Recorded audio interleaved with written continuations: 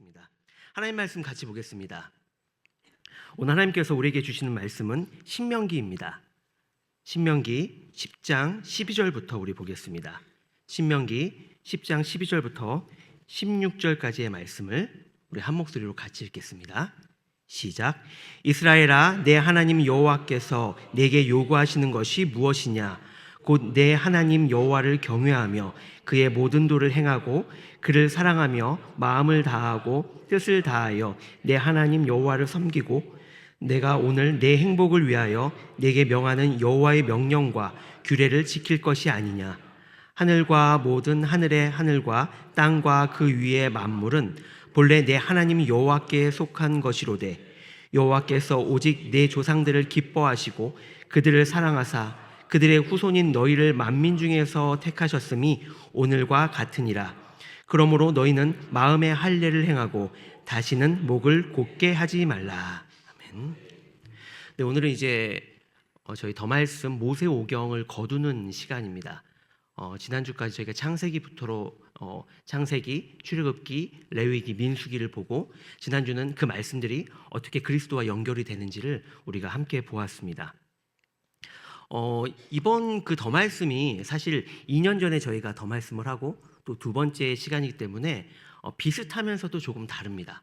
2년 전에 들으셨던 분들은 기억하실지 모르겠지만 처음 저희가 더 말씀을 할 때에는 그 성경 통독표에 있는 그 스케줄을 따라서 오늘이 이제 수요일이면 내일 목요일부터 그 다음 주 수요일까지의 그 분량의 내용을 정리해서 좀 알려드리고 그 가운데 포인트 되는 말씀을 가지고 메시지를 전했습니다.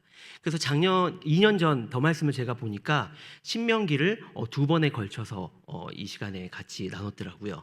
근데 올해는 저희가 물론 그 통독표 스케줄을 같이 맞춰 나가긴 하지만 그렇게 하기보다는 매 주마다 이렇게 성경을 한 권씩 선택해서 저희가 집중해서 같이 나누고 있습니다.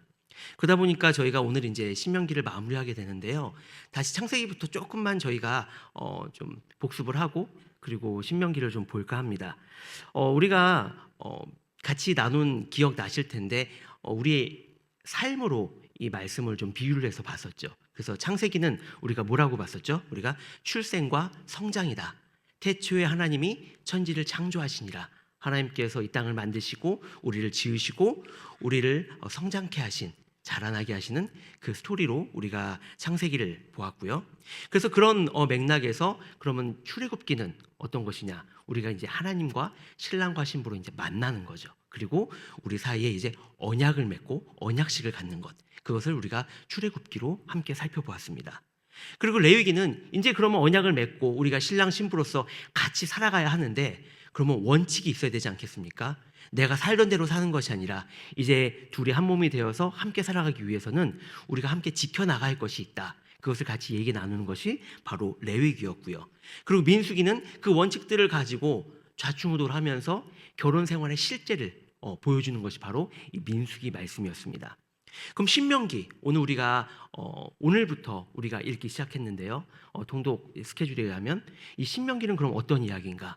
이제 그 결혼 생활을 광야에서 40년 동안 하고서 그동안 우리가 어땠는지 그것을 돌아보면서 앞으로 허락하실 그 땅을 바라보는 그 말씀이 바로 이 신명기라고 우리가 할 수 있습니다. 그래서 신명기는 앞에 이 모세오경의 이야기들 중에 반복되는 이야기가 있고요. 그래서 재방송이라고도 얘기를 하는데 그냥 뻔하게 재방송이 아니라 다시금 새롭게 이것을 어떻게 봐야 하는지 우리에게 주어지고요. 그래서 그 명령들을 다시 되짚어보는 성경이라고 우리가 얘기할 수 있습니다. 그리고 신명기는 이 모세오경의 맨 끝에 있지만 그 다음에 나오는 역사서 말씀을 이렇게 연결해주는 그 책으로 볼 수 있습니다. 그래서 신명기 다음이 여러분 뭡니까? 여호수아, 또 사사기, 잠깐 룻기가 들어가지만 사무엘상, 사무엘하, 열왕기상, 열왕기 하면서 이제 이스라엘이 하나님이 다스리시는, 하나님이 왕 되어서 다스리시는 그런 나라로 세워지고 또 하나님께서 왕을 달라 하셨을 때에 또 사울과 다윗과 또 그 왕들을 통해서 하나님이 기뻐하시는 나라를 세워가는 그 여정들이 나오죠. 근데 그때마다 사람들은 의문이 듭니다. 왜 우린 이렇게 해야지? 왜 예배는 이렇게 해야지? 왜 성전은 어떻게 지어야 하지? 우리는 왜 이런 나라를 만들어야 하지? 이런 의문이 생길 때마다 그것에 대해서 신학적인 기준을 주는 책이 바로 이 신명기라는 것이죠. 그래서 우리가 잘 아는 그 예를 들면 남유다의 그 왕 있지 않습니까? 16대 왕. 거의 남유다가 이제 불꽃이 꺼져갈 때에 우리나라 조선의 정조처럼 한 번 더 그 불길을 일으켰던 그 요시야 왕이 어떤 일을 합니까? 성전 척결을, 성전을 우상과 여러 가지 것들로 지저분한 그것을 깨끗하게 하다가 율법책을 발견합니다. 그래서 종교 개혁을 하죠. 근데 그 율법책이 정확하게 신명기다라고는 나오지 않습니다. 하지만 그 율법책을 읽고서 회개하면서 주님 앞에 돌이키는 모습들이 이것은 신명기 말씀을 보았구나라고 우리가 알 수 있죠. 그래서 다시금 종교 개혁을 통해서 하나님께 나아갈 때에 그 근간이 되고 힘이 되었던 그 말씀, 붙잡을 수 있었던 그 말씀이 바로 신명기였다는 겁니다. 또 신약 시대에도 계속해서 이 신명기의 원칙들은 이어집니다. 그래서 신약에 이 27권이 있지 않습니까? 그 가운데 신명기가 인용되거나 아니면 그 신명기의 그 그림자가 비춰지는 그 장면들을 이렇게 찾아보면 80군데가 나온다고 합니다. 우리에게 익숙한 말씀이 하나 있는데요. 마태복음 4장을 여러분들 한번 잠깐 펴볼까요? 마태복음 뒷부분에 있는 4장을 펴보면 예수님께서 공생애를 시작하시면서 마귀에게 시험을 광야에서 받는 장면이 나옵니다. 거기에서 예수님께서 말씀으로 이 사단의 그 유혹을 대적하시는데요. 여기 성경에 보면 조그맣게 기역, 니은, 디귿, 리을 이렇게 나옵니다. 먼저 4장 4절을 보면요. 거기 기역이라고 나오면서 뭐라고 돼 있죠?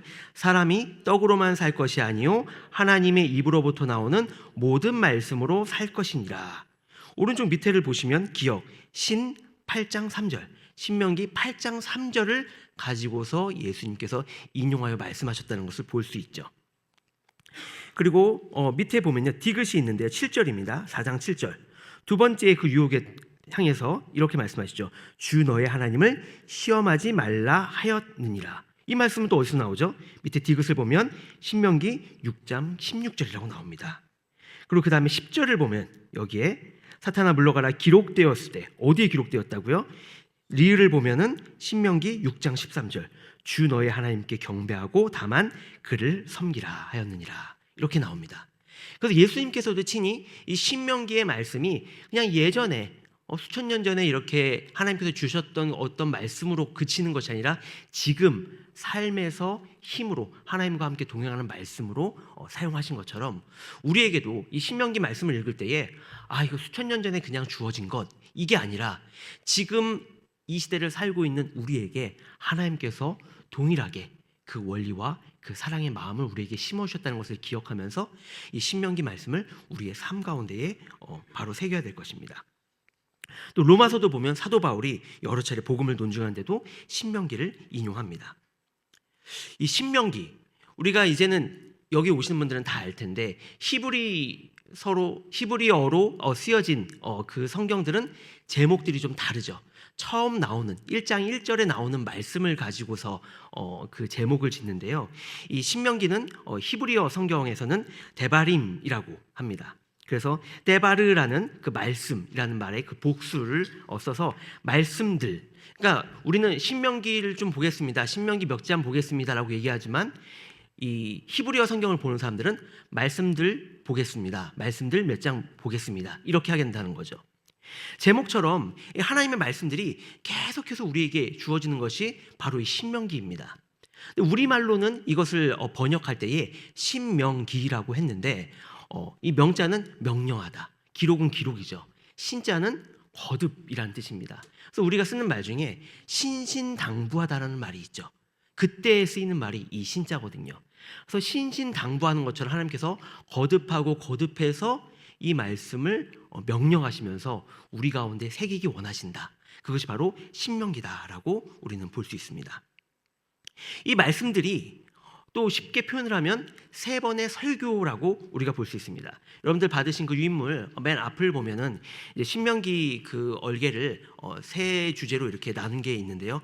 첫 번째 설교, 두 번째 설교, 세 번째 설교 이렇게 나오죠. 그래서 우리가 두 번째가 조금 깁니다. 분량이 일정하지 않고요. 그래서 첫 번째 설교는 1장 1절에서 4장 43절까지 말씀이 있죠. 그래서 1장에서 3장까지는 그 지금까지의 그 광야로 나와서 출애굽을 해서 그 달려왔던 그 여정들을 요약한 말씀이 있고요. 4장에서는 그 가운데 하나님께서 명령을 주시고 여러 언약들을 말씀하신 것들, 가르치시는 것들, 그것을 요약한 내용이 있습니다. 그리고 두 번째 설교로 가면요, 4장 44절부터 26장까지 좀 길게 있는데요. 먼저 십계명이 나옵니다. 십계명을 보기 전에 하나님께서 계속해서 그 신명기 가운데서 당신이 어떤 분이시다, 그리고 너희들은 어떻다라고 우리에게 말씀하시는 게 있는데요. 2장 30절을 한번 우리 찾아볼까요? 신명기 2장 30절입니다. 죄송합니다. 1장 30절입니다. 우리 1장 30절에서 31절까지 말씀을 한 목소리로 읽겠습니다. 시작. 너희보다 먼저 가시는 너희의 하나님 여호와께서 애굽에서 너희를 위하여 너희 목전에서 모든 일을 행하신 것 같이 이제도 너희를 위하여 싸우실 것이며 광야에서도 너희가 당하였거니와 사람이 자기의 아들을 안는 것 같이 너희의 하나님 여호와께서 너희가 걸어온 길에서 너희를 안으사 이곳까지 이르게 하셨느니라 하나. 그럼 여기 보면 계속해서 너희를 위하셨다, 너희를 위하셨다, 이 말씀이 반복돼서 나오고요. 또 굉장히 제가 이 말씀을 읽으면서 마음 가운데에 굉장히 감동이 되었던 말은 31절에 너희를 안으사, 하나님께서 저 앞장 그냥 가시면서 니들 힘 있으면 따라와봐, 이게 아니라 우리가 힘들어하면 안아서 그 가야 할 곳까지 우리를 인도하셨다라는 그 말씀을 하시죠. 하나님이 이스라엘 백성을 향해서, 그리고 또 우리를 향해서 어떤 마음을 갖고 계시는지를 이 30절과 31절을 통해서 우리는 구체적으로 맛보아 알 수 있습니다. 그런데 하나님께서 그렇게까지 하시는데 이스라엘 백성들의 모습은 어땠는지, 그리고 지금 우리의 모습은 어떤지가 32절에서 나옵니다. 짧게 요약하는 말씀인데요. 32절 말씀 같이 읽겠습니다. 시작. 이 일에 너희가 너희의 하나님 여호와를 믿지 아니하였도다. 하나님은 계속해서 이스라엘 백성을, 우리를 위해서 일하시는데, 우리를 안아서 옮겨주시고 인도하는데 우리는 믿지 않아요. 순종하지 않아요. 물론 쉽지 않죠. 광야의 길을 걷는 거 쉽지 않습니다. 우리가 지금 이 땅에서 살아가는 거 녹록지 않습니다. 그러나 우리는 때로는 내 눈에 보이지 않는다고, 내 손에 잡히지 않는다고 불평하고 불만하고 하나님의 일하심을 끝까지 기다리지 않고 순종하지 않을 때가 너무나도 많죠. 그래서 하나님은 우리에게 기준을 주십니다. 너희들이 살 때에 이렇게 살아야 돼, 내가 원하는 삶은 이런 삶이야 라고 기준을 주시는 것이 바로 여기에서 이야기하는 명령들인 것이죠. 그래서 하나님은 십계명부터 다시 설명해 주십니다. 십계명으로 시작해서 절기는 어떻게 해야 되는 것이지, 시민법, 사회법 등 모든 이 명령들을 이 26장까지 계속해서 말씀을 하고 계시는 것이죠. 이 명령을 통해서 하나님은 이 사랑의 하나님을 닮은 백성이 되기를 기대하시죠. 그 가운데 우리가 잘 알고 있지만 자꾸 놓치는 6장의 말씀을 같이 좀 보려고 하는데요. 6장 4절에서 9절을 보면 이스라엘아 들으라, 우리가 원어로도 잘 알고 있죠. 쉐마 이스라엘, 이 말씀이 나옵니다. 우리 6장 4절에서 9절 말씀을 한 목소리로 같이 읽겠습니다. 시작. 이스라엘아 들으라, 우리 하나님 여호와는 오직 유일한 여호와이시니 너는 마음을 다하고 뜻을 다하고 힘을 다하여 내 하나님 여호와를 사랑하라. 오늘 내가 네게 명하는 이 말씀을 너는 마음에 새기고 내 자녀에게 부지런히 가르치며 집에 앉았을 때에든지 길을 갈 때에든지 누워 있을 때에든지 일어날 때에든지 이 말씀을 강론할 것이며 너는 또 그것을 내 손목에 매어 기호를 삼으며 내 미간에 붙여 표로 삼고 또 내 집 문설주와 바깥문에 기록할지니라. 아멘. 여기 보면 들으라, 쉐마라는 말이 나오죠. 쉐마 이스라엘, 너희 이스라엘아 들으라. 여러분, 들으라에 어떤 의미가 담겨 있는 걸까요? 하나님께서 이 백성들을 향해서, 우리를 향해서 들으라라고 말씀하실 때에 어떤 것이 있을까요? 그냥 청각적으로 우리가 듣는 것만을 말씀하실까요? 여러분, 우리 어머님들, 특히 우리 자녀들한테 어떤 얘기 많이 하십니까? 이 녀석아, 말 좀 들어라. 엄마가 이렇게까지 얘기했는데 말 좀 들어. 내 자녀가 듣고 있어요 라고만 얘기를 하면 속이 너무 답답하지 않겠습니까? 근데 때로는 우리가 하나님의 그 들으라는 그 명령 가운데에 하나님 듣고 있습니다. 하나님 저 예배 때 설교도 듣고 있고요. 요즘 성경도 읽고 있고요. 계속해서 듣고 있어요. 라고 얘기는 하지만 하나님이 정작 바라시는 것은 단순히 그냥 청각적으로 듣는 것만이 아니라 우리의 마음의 반응. 그래서 다른 말로 뭐라 할까요? 순종이죠. 그 말씀대로 내가 살아가겠습니다. 그래서 듣는 것은 바로 순종을 의미합니다. 우리의 삶의 반응이 이어져야 하는 것이죠. 그러고서 하나님께서는 뭘 말씀하십니까? 사랑하라. 너는 마음을 다하고 뜻을 다하고 힘을 다하여 내 하나님 여호와를 사랑하라. 근데 저는 이 말씀을 읽을 때에 하나님께서 우리를 바라보고 계실 때에 이 말씀의 반대로 살아가는 저의 모습, 우리의 모습이 비춰졌습니다. 그러니까 4절을 하나님께서는 이렇게 말씀하시는데 반대로 읽으면 어떻게 됩니까? 이스라엘아, 나의 백성들아, 너희들은 듣지 않는구나. 하나님 여호와가 유일한 여호와시라는 것을 인정하지 않는구나. 너는 마음을 다하지 않는구나. 뜻을 다하지 않는구나. 힘을 다하지 않는구나. 내 하나님 여호와를 사랑하지 않는구나. 내게 명하는 이 말씀을 마음에 새기지 않는구나. 하나님이 얼마나 답답하실까요? 그래서 신명기 거듭해서 명령하실 수밖에 없는 겁니다. 듣지 않기 때문에 들을 때까지, 순종할 때까지 계속해서 다양한 방법으로 10계명을 주셨지만 그 10계명을 갖고 내려왔을 때 이스라엘 백성들이 어떤 모습이었습니까? 금송아지를 섬기면서 이것이 내 눈에 보여야 안심이 된다면서 이 금송아지를 보면서 이것이 우리를 이집트에서 이끌어내는 하나님이다라고 그러면서 우상숭배를 하고 있지 않았습니까? 그것을 보고 모세가 그 돌판을 던져 깨뜨리죠. 근데 그 하나님은 다시 또 이 말씀을, 이 계명, 이 돌판을 다시금 주시던 그 하나님이시죠. 우리를 놓치지 않기 원하시는 하나님, 우리를 끝까지 사랑하시는 하나님. 그래서 하나님은 거듭하여서 우리에게 이 명령들을 주십니다. 지난 2년 전에 더 말씀에서 우리가 신명기를 2번 다뤘는데 두 번째 시간에는 그 도피성에 대해서 나눴고요.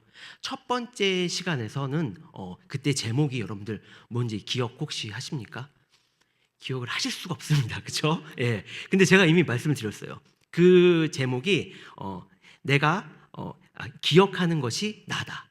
그러니까 기억하라는 그 말씀을 주제로 저희가 2년 전에 함께 나눴었어요. 신명기 5장 15절을 가지고 그게 이제 10계명을 한참 설명하다가 중간에 기억하라, 기억하라 이 말씀들이 계속 나오거든요. 그래서 하나님께서 우리에게 이것을 기억하라. 기억하라는 것은 마음판에 새겨서 너의 삶 가운데서 그것이 나올 수 있도록 해라. 그 말씀인 거죠. 그러면서 하나님께서 이 말씀을 주실 때에 이 율법들의 그 해설을 세 주제로 볼 수가 있습니다.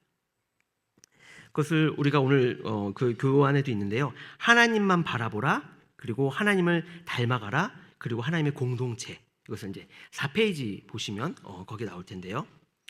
먼저 율법들의 그 해설을 보면서 이 율법들을 주시면서 하나님께서 우리에게 요구하시는 것은 하나님만 바라보라는 것입니다.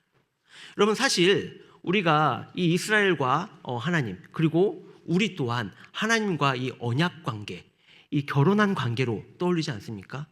결혼한 부부 사이에 가장 우선돼야 되는 것이 무엇입니까? 결혼한 부부는 다른 데에 눈을 돌리면 안 됩니다. 오직 나만 바라봐야 합니다. 내가 다른 곳에 눈 돌리지 않고 오직 당신만을 보겠습니다라고 내 마음 가운데에 서약을 할 때에 우리가 결혼을 하고 두 사람이 한 몸이 되는 것이죠. 그렇기 때문에 하나님은 할 수 없는 것을 억지로 요구하시는 것이 아니라 너희가 나와 언약을 맺지 않았니? 너희는 이제 다른 것, 너희들 눈에 봤을 때에 가나안에 가면 풍요의 신이라고, 날씨의 신이라고, 전쟁의 신이라고 여러 가지 것들을 너희에게 들이밀겠지만 그런 눈에 보이는 것 말고 너희들 정말 사랑해서 너희를 위해서 너희들 안아서 인도하는 나 여호와 하나님만 너희들 바라보지 않을래? 그 말씀을 하시면서 그러기 위해서는 너희가 이럴 때는 이렇게 살아야 하고 이럴 때는 이런 기준을 가져야 되고 그것들을 하나하나 알려주는 것이 바로 이 하나님의 명령, 율법이라는 것이죠. 그러고 나서 하나님께서 말씀하시는 것은 닮아가라는 것입니다. 하나님을 닮아간다는 것은 무엇일까요? 그 사람을 봤을 때에 하나님이 보여야 하는 것이죠. 우리가 부부도 지나다 보면 서로 비슷해져 가지 않습니까?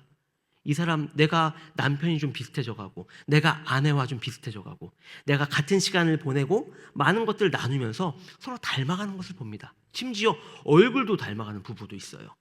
그렇다면 우리가 하나님과 함께 언약을 맺었다면 우리가 하나님을 닮아가야 하죠. 하나님께서 그 닮아가는 증거로 우리에게 말씀하시는 것이 뭐냐면 바로 거룩입니다. 거룩의 다른 말은 구별됨이죠. 세상 사람들은 다 그렇게 살아도 원래 다 그런 거야, 세상의 관행이 그래 라고 할지라도 나는 하나님을 닮아서 나는 그렇게 살지 않겠노라, 나는 세상과 다르게 살겠노라고 결단하고 구별되는 삶의 모습이 바로 거룩입니다. 아직 이들이 이 말씀을 받을 때에는 가나안에 들어가기 전이에요. 하지만 하나님은 다 알고 계시죠. 너희들이 이제 너희들끼리만 이렇게 살다가 이제 가나안에 들어가면 이런 일도 만날 거고 저런 사람도 만날 거고 많은 것들이 있을 거야. 그런데 너희들 거기에 휩쓸려 가면 안 돼. 거기에 휩쓸려서 그들과 똑같이 살아가면 안 돼. 너희는 나의 백성이야, 나의 신부야. 그러면 날 닮아서 너희들은 구별돼서 다르게 살아가야 돼. 그 말씀을 하나님께서 율법을 주시면서 우리에게 강조하시죠. 지금도 마찬가지입니다. 하나님께서 우리에게 명령하시고 우리에게 바라시는 모습은 그냥 우리를 올가매시려고 하는 것이 아니라 우리가 하나님 자녀답게 살아가라고. 우리를 보면 사람들이 하나님은 저런 분인가? 그런 것들을 좀 알 수 있도록 우리를 그렇게 높여주시고 우리를 사용하기 원하신다는 것이죠. 그리고 마지막으로는 그 하나님의 공동체, 그 하나님의 말씀을 가지고 살아가는 그 공동체, 구체적으로 어떻게 살 것인가, 그 율법을 공동체 안에서 어떻게 적용할 것인가, 그것을 얘기하면서 도피성에 관한 설명까지 나오는 것을 볼 수 있습니다. 이 도피성에 관한 것은 2년 전 그 더 말씀 9번째 시간 그 동영상을 보시면 굉장히 자세하게 설명이 되어 있습니다. 관심 있으신 분들은 다시 한번 좀 보면 좋겠습니다. 그리고 이제 세 번째 설교로 이제 넘어갑니다. 27장에서 34장까지의 내용인데요. 우리가 4페이지 아래쪽에 있는 그 보여주신 두 갈래길이라는 그 단락을 우리 같이 한 목소리 읽어보도록 하겠습니다. 시작.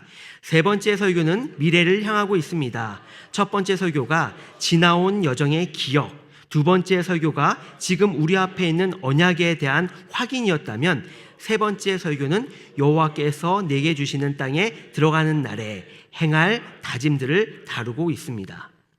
그래서 우리가 그 맨 앞장을 보시면 이 설교 첫 번째, 두 번째, 세 번째를 과거와 현재와 미래로 이야기합니다. 첫 번째 설교는 지금까지 하나님께서 인도하신 그 길에, 그 여정에 관한 과거의 이야기들을 들려주고요. 두 번째는 하나님께서 주시고 지금까지 그 안에서 적용하고 있는 그 율법, 지켜야 되는 그 율법, 현재의 그 이야기를 말씀해 주시고요. 그리고 너희가 이제 그 땅에 들어가면 너희들이 이제 선택을 해야 될 것이다. 축복의 길, 저주의 길, 생명의 길, 멸망의 길, 그것을 선택해야 할 것인데 너희들은 어떤 길을 선택할 것이니? 라면서 나는 하나님을 선택하겠습니다, 나는 생명을 선택하겠습니다 라고 다짐하기를 하나님께서 원하시는 그 세 번째 모세를 통한 설교가 마지막에 나와 있습니다.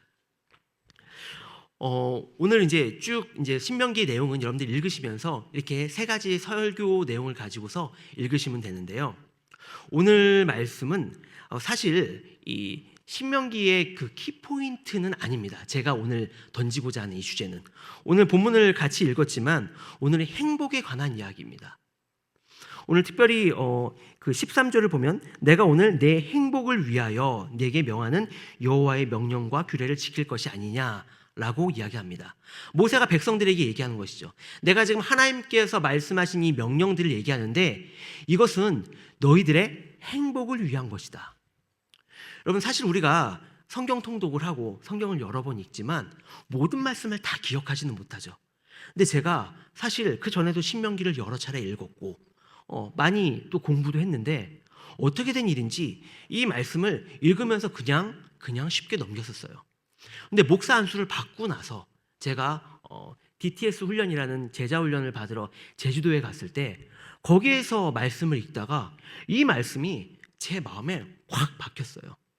왜냐하면 저는 물론 늘 신앙생활은 기쁜 겁니다. 신앙생활은 하나님과 함께하는 겁니다라고 얘기는 했지만 은연중에 신앙생활은 좀 힘들고 우리가 그리스도인으로 또 저 같은 경우는 목회자로 살아간다는 것이 굉장히 사실 올무도 많아 보이고 굉장히 지켜야 할 것도 많아 보이고 하지 말아야 될 것도 많고 해야 될 것도 많고 어느 순간에는 좀 몸이 지칠 때에는 와 너무 힘들다 이런 생각도 들 때도 있는 거죠. 그럼에도 불구하고 그냥 머리로는 이것이 다 나를 위한 것이지 라고 생각을 했는데 막상 그 힘든 가운데에 이 13절 말씀 내가 오늘 내 행복을 위하여 라는 이 말씀이 제 마음 가운데 파고들 때에 정말 하나님은 나의 행복을 기뻐하시지. 하나님께서 나를 억지로 여기 보내고 저기 보내고 이거 시키고 저거 시키고 이러려고 하는 것이 아니라 내가 가장 행복한 것이 무엇인지를 아는 분이 하나님이시기 때문에 나에게 이런 것들을 말씀하시는구나. 그것을 굉장히 강하게 제 마음 가운데 느낄 수 있었습니다. 그래서 제가 어떤 율법과 규례와 이런 어떤 기준들을 이야기할 때마다 저는 나의 행복을 먼저 생각하신 하나님, 그 하나님을 저는 떠올립니다. 그리고 제가 이제 아이가 둘이 있는데 부모로서 아이를 키울 때마다 이 하나님의 마음을 아주 요만큼이지만 제가 느끼게 돼요. 우리가 사실은 우리 부모들이 자기 자신의 욕심으로 자녀들을 이렇게 막 키우는 그런 좀 안타까운 일도 있지만 사실 보면 이 아이들을 위해서 그 아이의 행복을 위해서 우리가 아이가 이걸 했으면 좋겠다. 아이에게 또 주고 싶은 것도 있고 여러 가지 훈련하고 싶은 것도 있고 많은 것이 있지 않습니까? 근데 아이들이 그것을 모르죠. 왜요? 당장만 보이거든요. 나의 앞으로 20대, 30대 살아갈 날들보다 당장 지금 방학 때 내가 뭐 하면 재밌을까? 개학되기 전에 내가 뭘 하고 놀면 더 좋을까? 거기에만 아이들이 꽂혀 있는데 부모가 아무리 개학 후에 네가 지금 이걸 해놓으면 그 다음에 훨씬 더 편하단다 라고 우리의 경험을 가지고 얘기해 주지만 아이들이 듣지 않잖아요. 그럴 때마다 굉장히 안타까운 마음을 우리는 갖게 되죠. 근데 그럴 때 우리는 그 아이를 안타까워하기 이전에 나 자신을 돌아봐야 한다는 것이죠. 나는 정말 하나님의 때를 기다리고 있나? 나는 정말 하나님의 방법을 신뢰하고 있는가? 나는 그냥 내가 경험한 것을 가지고 하나님 이때 아니면 안 됩니다라고 그렇게 우기고 있지 않은가? 나의 그 아침마다 하는 기도라는 것이 그냥 내가 정해놓은 그때에 무조건 하나님이 이것을 이루어 주셔야 된다고 내가 강하게 그냥 밀어붙이고 있는 그런 행위가 아닌가? 우리가 그런 것들을 떠올리게 된다는 것이죠. 여러분 사실 이스라엘 백성들 한번 생각해 보십시오. 우리는 그냥 이 자리에 있으니까 아니 하나님의 백성이고 하나님이 명령하시면 그것만이 살 길인데 그걸 왜 안 지켜? 라고 얘기할지 모르겠지만 이스라엘 백성들을 생각해 보면 여러분 저는 사실 캠핑을 굉장히 별로 안 좋아합니다. 하다못해 이렇게 호텔 같은 데서 이렇게 다 차려놓고 하는 글램핑 같은 것도 저는 별로 안 좋아하고 어딜 가서 밖에 자는 것도 저는 일주일 이상 너무 힘듭니다. 근데 이스라엘 백성들은 여러분 야영 생활입니다. 그냥 천막을 쳐놓고 사는 거예요. 그리고 불기둥과 구름기둥이 움직이면 그 천막을 다 정리해서 어딘지 모를 거기를 또 따라가야 돼요. 그런데 이들이 얼마 동안 그렇게 헤매었습니까? 거의 40년 가까이 계속 빙빙 돌았어요. 얼마나 힘들까요? 물도 제대로 없고 씻지도 못하고 그리고 계속해서 너희들이 가나안 땅, 젖과 꿀이 흐르는 땅에 가면 이렇게 살아야 돼라고 하는데 어찌 보면은 너무 뜬구름 같은 얘기가 그렇게 느껴지지 않았을까요? 뭐 내 앞엔 지금 사막밖에 없고 광야밖에 없는데 언제 가나안 땅에 들어갈 줄 알고 그때 가면 이렇게 살아라 저렇게 살아라 얘기를 할까? 우리의 삶이 그런 것 같아요. 우리는 믿음을 가지고 산다고 하면서도 당장 내 눈앞에 보이지 않는 것은 그것은 만족하지 못해요. 당장 내 손에 잡을 수 있는 것이 뭐가 있어야 내가 할 수 있을 것 같다는 그런 마음이 든다는 것이죠. 그렇기 때문에 우리 마음 가운데에 하나님의 그 명령들이 기쁘게 와닿지 않고 그것이 부담스럽게 우리 가운데 오기만 한다는 것이죠. 하지만 하나님은 우리를 아시죠. 너희들은 목이 곧구나. 오늘 말씀해 보면 16절에 너희는 목을 곧게 하지 말라. 이 얘기 뭡니까? 목이 뻣뻣하게 곧았다는 거죠. 목이 곧았다는 건 뭡니까? 내가 중요하다는 것이죠. 내가 기준이 되어야 한다는 것이죠. 여러분, 이게 죄의 출발 아닙니까? 처음에 선악을 알게 하는 그 열매를 따 먹었을 때 그 인간의 마음 가운데 어떤 게 들어왔습니까? 하나님같이 되려고. 내가 하나님의 피조물인데 하나님께서 나를 지어주시고 나를 다 책임져 주시고 나의 모든 것들을 공급해 주시는데 그것으로 모자라서 내가 하나님처럼 되면 어떨까 하는 마음이 들어올 때에 그것이 바로 죄가 아닙니까? 우리 가운데에 그런 마음, 내 기준, 내가 자녀를 기를 때에도 내 기준, 내가 어떤 것을 시작할 때도 내 생각. 근데 사실 여러분, 그것이 내 생각입니까? 내 기준입니까? 내 것이 어디 있습니까? 다 세상으로부터 들어온 것 아닙니까? 그런데 그것을 가지고 그것이 내 생각이라고 착각을 하면서 내가 주인 되어서 목을 꼿꼿이 하고서 하나님의 명령보다는 내 생각들을 가지고 살 때가 너무나 많죠. 그럼에도 불구하고 그러한 우리들에게 하나님은 오늘 내 행복을 위하여서 내가 이러한 규례를 마련했다. 이러한 명령들이 있단다. 너희들에게 이러한 기준들이 있다다. 이런 기준을 가지고 너희들 살지 않으련이라고 우리에게 말씀해 주십니다. 이제 말씀을 좀 마무리하려고 합니다. 여러분 행복하십니까? 여러분 어떠세요? 아이고, 뭐 행복하죠 라고 하지만 이 가운데에 얼마나 많은 어려움과 힘든 것들이 있습니까? 저와 우리 교구 목사님들이, 공동체 목사님들이 요즘 계속해서 통독반도 들어가고 우리 섬김이들을 만나고 있는데 사정들을 이렇게 들으면 우리 성도님들 다 너무 행복해 보이시고 너무 좋으신데 알고 보면 집안 가운데 아픈 사람들, 자녀들의 그 힘든 것들, 지금 삶 가운데서 정말 내 힘으로 어쩔 수 없는 것들, 그런 아픔 가운데에 엎드려서 하나님 살려주세요라고 하나님 앞에 나오는 성도들이 얼마나 많은지 모릅니다.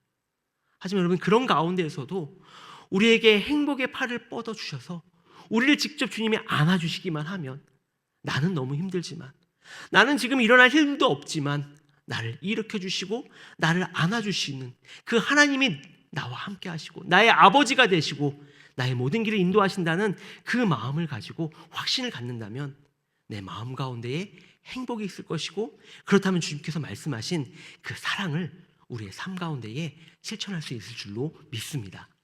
오늘 이 찬양의 고백을 드리면서 우리 가운데에 참된 행복이 무엇인지, 주님, 내가 주님을 좇아서 주께서 말씀하시는 그 길대로 살면서 하나님 지금 너무 힘듭니다. 사실 하나님 지금 정말 눈물이 납니다. 그러나 하나님 나를 안아주시는 그 주님과 함께라면 나는 행복하다고 이 시간 고백하겠습니다. 하나님, 내 눈에 보이지 않더라도 하나님의 행하심을 바라보면서 행복을 선포하고 주님과 함께 나아가겠습니다. 우리가 이 찬양의 고백을 드리며 우리 함께 그렇게 고백하겠습니다. 화려하지 않아도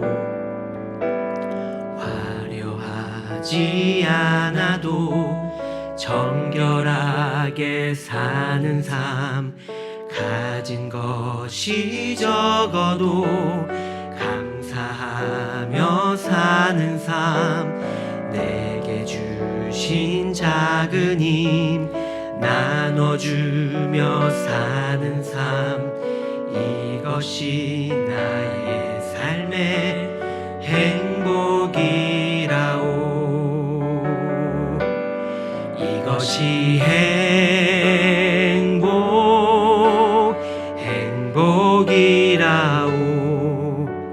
세상은 알 수 없는 하나님 선물, 이것이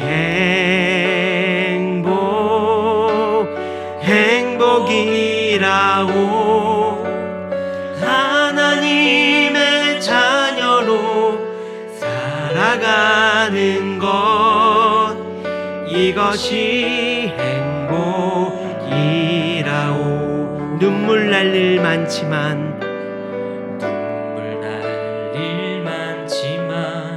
기도할 수 있는 것, 억울한 일 많으나 주를 위해 참는 것, 비록 짧은 작은 삶 주 뜻대로 사는 것, 이것이 나의 삶의 행복이, 이것이 행복이라오.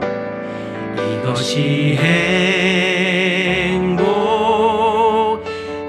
행복이라오. 세상은 알 수 없는 하나님 선물, 이것이 행복이라오.